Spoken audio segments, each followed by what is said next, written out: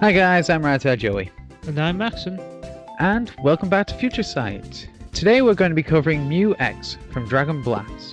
Mew EX is a basic Pokemon with Psychic typing, 120 hit points, 1 attack, a retreat cost of 1, and a weakness to Psychic.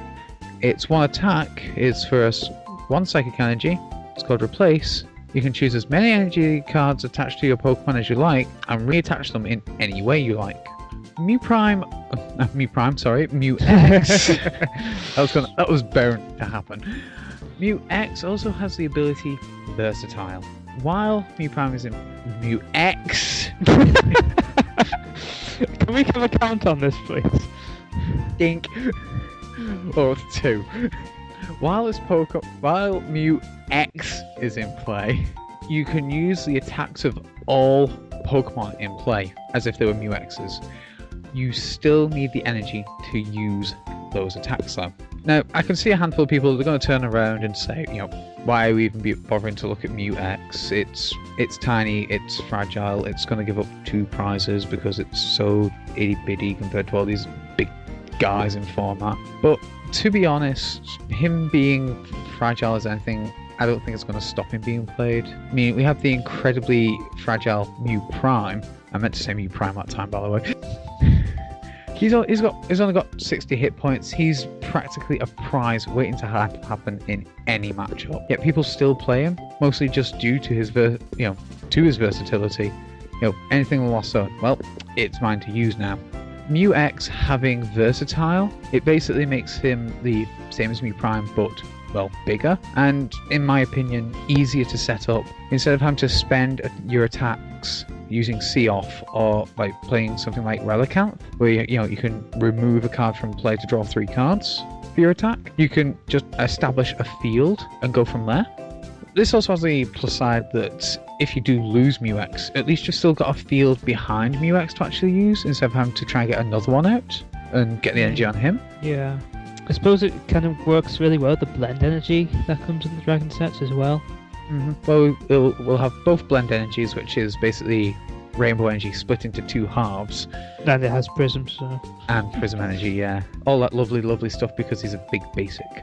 But not really that big. Beginning of this format... Compared to things that evolve, okay, he's pretty big. Compared to other X's, he's pretty small, which is really odd actually. Because I'm sure if I did some research, he's probably got the biggest HP of every Mew ever.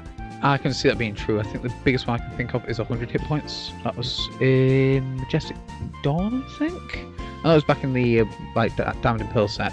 There's just the one you were talking about, not having to lost zone something, and that's true. You don't have to use up an attack. Problem is that Mew doesn't really accelerate anything. With Mew Prime, you could lost zone a stage 1 or stage 2, and for the rest of the game, you would never have to evolve or use Candy or do anything. You just have to get more Mew Primes out. But with Mew EX, you actually have to be able to set up the guy you want Mew to copy, and if they knock that guy out, I assume that Mew EX will be spliced into anything that's, swarms with a single Pokemon. So it probably won't affect them, but if it's just copying one guy on your bench, and they catch around Mew and just knock out that one guy, then Mew won't be able to use the attack intended. That is a good point, but you have to remember Versatile, as it's been translated right now, does copy the attack of all Pokemon in play, not just yours. Yeah, but you need to match the energy cost. I'm thinking Zek heals, because it's, that's the only deck I really think about at the moment. And as a Lycro can just snipe whatever stage 1 or stage 2 you're trying to set up, and then Mew, whatever attack you probably had planned for Mew, can't really go much. And then again, as I say, Mew can copy attacks, that's fine. But if it copies Raikou, you have to ditch 2 Prism or whatever energy you've got attached to Mew. If it copies Zekrom or Zekrom X, it's going to be either discarding 2 or smashing itself in the face. It can copy an eel. Yay. I love how you've gone it's got potential, going down.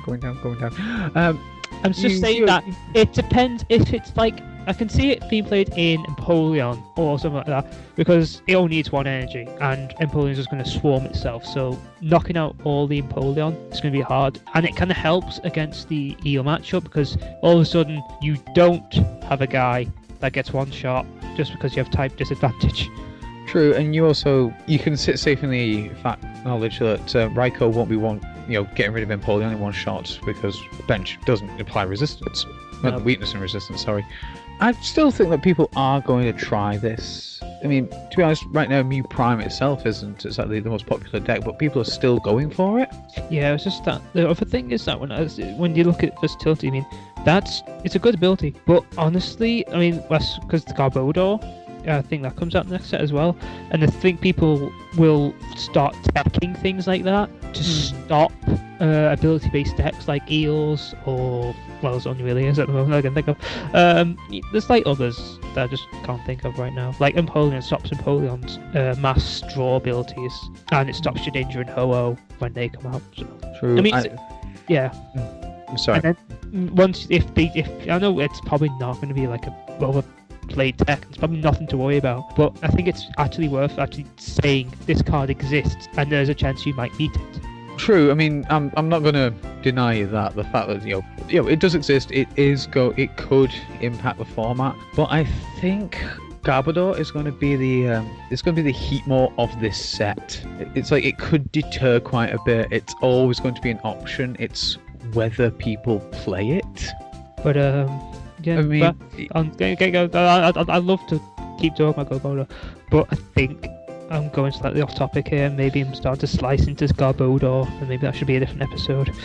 It could be its own episode, but I don't see the problem with actually dabbling on it now. Don't worry, we're not running into a marathon just yet. Though, as I said, though, it's if you do consider something like Garbodor, it's you're going to be running 2-2. And you'll also have to make sure that you can run a tool that he can make use of that isn't going to hinder your deck at all. I mean, sure, we do have there's the Scarf and the Mantle. They might work for it. Yeah, I could see it being Scarf more than anything else. But if your deck requires certain tools to go onto certain Pokemon at any point, then Garbodor basically becomes that non-option for you. Mostly because you don't want to be attaching a crucial tool to Garbodor. No. Or you don't want to have to attach Garbodor's tool to something else.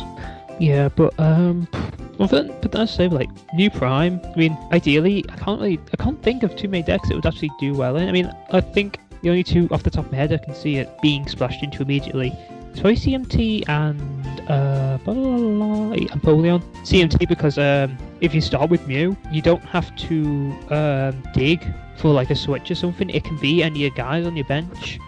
True point. But it's also like the Mew itself does make a very powerful Mewtwo counter. Well, it's sort of a double-edged sword. I mean, Mewtwo can copy your Mew. Mew can copy a Mewtwo, but then again, Mewtwo can do exactly the same thing and come back and shot Mew. Albeit a bit easier because it's got. True. I can Mewtwo. It's also the fact that it can be an additional attacker in a lot of decks. I mean, like we've covered Excadrill, he could go in there just to give you that extra drill. Say you want to actually keep one on your bench and try and establish more of a field. Yeah, I mean, before you actually start using them, you can still use Mew to get your dig uppercuts. That's all I really see as Mew as. It's like another Pokemon. It's like another line. Another line you could run of your main line, but it's kind of just the extra guy. It's like, oh, I can be like, you can like 5 Empoleon or something like that is what. It's your 5th Empoleon, 5th Excadrill, and as you've quoted when we first got the scans, it'll be our 5th Durant. Yeah, that's one way but I don't know. I mean, it's because if people start using Heatmore, Durant can use Mew, and suddenly Heatmore doesn't do that well against a Mew. Because it goes, oh, I do 10, yay. The only real problem I can see with it, counting it as a 5th Durant, is mostly the actual, the format that Mew's going to be around in. Mostly because Mew's going to be present in the, our next format, be it Black or White or Call of Legends onwards. Black or White? Yeah, I'm thinking that myself, but I don't want to say, oh, it's definitely this. I'm planning for Black and White, but if it's Call of Legends onwards, I don't want people to tell me I'm wrong. Yeah, true. Don't get me wrong. I agree with it. It's going to be. I believe it's going to be Black and White onwards, but there are so many people who are adamant it's going to be Call of Legends. But Oh, as I was saying, I understand that the format Durant's going to be in is like not this format, but as a it has no way of getting searched out. It's going to be too slow. As a concept, it doesn't lose anything. You still have Durant. You Still lose Durant. Rotom, fair enough. That's probably a major thing it loses. But as the concept of the deck, it doesn't lose anything. It just needs the new supporters and stuff to come out to power it up again. Although it will lose special metal, so that's kind of interesting. Actually, that's definitely something we need to cover in an upcoming episode. If we start talking, as soon as we get rotation, we'll have to talk about the upcoming format. Well, we'll lose special regardless if it's called Legends of Black and White. It's going to be Black and White. Well, yeah, but we need the official announcement before we make that episode. Mostly because, as you've noted, it's going to be Black and White. Go on, sorry. As you've noted, there's going to be no special metal, no special dark, rainbows being split. I do think it's bizarre that we don't have a special dark considering we just Had a dark set, yeah. So it's like they need just a ton of new darks. Although I'm guessing maybe we're gonna have like a tool equivalent for steel Pokemon, like buffers 20 or something. I don't know. That would be a bit silly having a... I think it would kind of even it out because obviously darks have this huge eventually we have a pseudo expert belt. Actually, you are right there. Darks have the Dark Claw to replace Dark Energy. Yeah. Metals probably will get a buffer, like a permanent defender. Yeah, so if they did to make up for it, yeah. Well, that doesn't really help. That sounded ludicrous until you thought of Dark Claw. Yeah, and it's like, Durant doesn't get anything. But speaking of, Mew's a good card. That guy that we were talking about. Yeah, we should really get back onto him before we close up. So Mew's kind of cool. He can copy stuff. I think being able to copy opponents' attacks is interesting for mirror matches. And possibly if they run some kind of weird tech thing and you go, copy that. Yeah, true. It's going to be it could really affect the way your opponent plays, depending on the matchup. It'll never be its own deck, though. True. It could be a strong focus of a deck, though. I mean, it'll be run as, as I say, in Poland, it'll be your 6th and 5th and 6th Empoleon. It will never be like Mew and Company. It'll be Company and Mew. Yeah. You could see it being... I could see it being, a parallel deck, though. Instead of it being, focus on one or the other, or one then the other, you can focus on one or the other.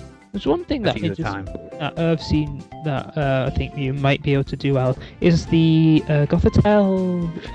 What the heck's his name? Excelgor. Is it Excel? Yeah, Excalibur. I was thinking the steel guy. I was like, what? Because obviously with Mew, it can copy Excelgor, so it's like you don't have to search out, evolve into another Excelgor. You just search out this basic guy every turn.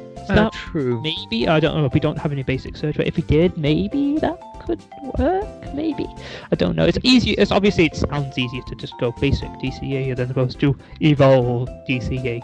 I do see what you're going with there, and it's an amazing idea, except for one tiny problem. We don't have any basic search in the format. I know. Not that. What's that then? No Dodrio to retrieve Gothitelle. Oh, yeah, that's true. And Vileplume's gone. Apart from that, flawless. Well, you don't need Vileplume if you're in Gothitelle. No, I'm saying, you'd run one or the other. I mean, with Vileplume, at least you can keep it on your bench and just bring up another wall. But with no Dodrio, you can't retreat at all. Well, you can retreat, but only normally. Well, I don't. Well, it's it sounds fun. I mean, maybe we'll get a Dodrio clone. Maybe. That might happen. Well, Gothigor, as I've seen it called, is basically a lot like what Vanillux is now. It's basically, train lock. I paralyze you. You can't do anything. I paralyze you some more. You can't do anything. Here's some more paralysis. I'll take a prize. It's just Mew. I mean, Mew as a card doesn't actually do anything on its own. It just depends on what it's with is what's going to I mean, let's say it's not going to be something you can prepare for. It's just another guy. It doesn't on its own. It does nothing. True. It will see play though. I can see as we get closer to this set, I can see people hyping Mew just for its potential. That it won't be an upcoming meta game. So the only decks to running is probably Eels, because that'll still exist after format. I assume maybe in some dragon decks, I don't know, and possibly Empoleon. I just think Empoleon because it's one energy and it kind of changes its weakness. It can hit Mewtwo, so these are all good things that Empoleon. Well, Empoleon could handle Mewtwo, but it does it better now. It speeds it up. Yeah, it's instead of being a 2-shot, it's it can 1-shot. Yes. weakness for the win. I mean, it could put you ahead in the prize exchange, and at least, having that Mew, it means that, if you still run like the same like 2 Mewtwo's and 1 Mew, you've got the option to actually go ahead in the Mewtwo war, and that's like the major part of this format as it stands at the moment. So basically, who can play their Mewtwo smartest? Pretty much. But I don't know why I'm talking about this format because Mew's going to be next format. Yeah, exactly. So, Yeah, it gets released. I think it's pre-releasing most likely during in the World Tournament, week before, on the week, and the week after, because America tends to get 3 weeks on for Worlds, unless something's happened this year to stagger it, but that's how it's gone every other year. As I say, Mew is just going to copy other guys, and other than really being able to hit Mewtwo and other psychic things for weakness, it doesn't really add a whole lot, except being able to. The other thing that I don't like about Mew is it does only have 120 HP, which is pretty low. I mean, people people don't like running Shaman X because it has like 110 or something. I don't know. Yeah, it's about 110. It's basically because people aren't liking pixies right now, except for Celebi. No pixies. You're a pixie. Hey, listen. But Mew doesn't like. It is pretty weak, and when you have to remember that there's this big guy and he's called Mewtwo, and he kind of wrecks Mew's face by looking at it. But then again, it's like it's 2-shot by Tornadus X. It just needs a double course and a stadium to 2-shot it. Just putting it there, the big guy, scary guy, double that big course. guy that got hyped incredibly, and the prices dropped dramatically on. Dramatically. It's still an amazing card. Yeah. I mean, it's becoming key tech for quite a few decks now. I'm just saying, that's what I'm saying. The key tech is like Mew. I don't know if Mew can really handle it on its own. Maybe if it's backed up by guys, but I don't know. Unless I'm missing like some obvious thing you could copy and just become this great deck. I don't know. Mew God mode, go!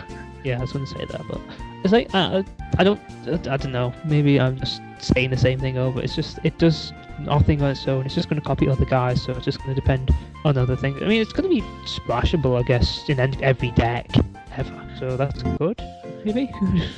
Well, as we said, I guess in summary, it's going to be a case of Mew. Well, literally, it's versatile. It has all that potential. All depends if somebody out there can make it work. It's like it could be everything. It could be nothing. It's like, I don't think there's any middle ground, really, is there? It's not one of those cards that just sits there and goes, oh, I might do something in this matchup. It's either going to do something or it's not going to do anything. And it's going to be fun seeing this happen, to be honest.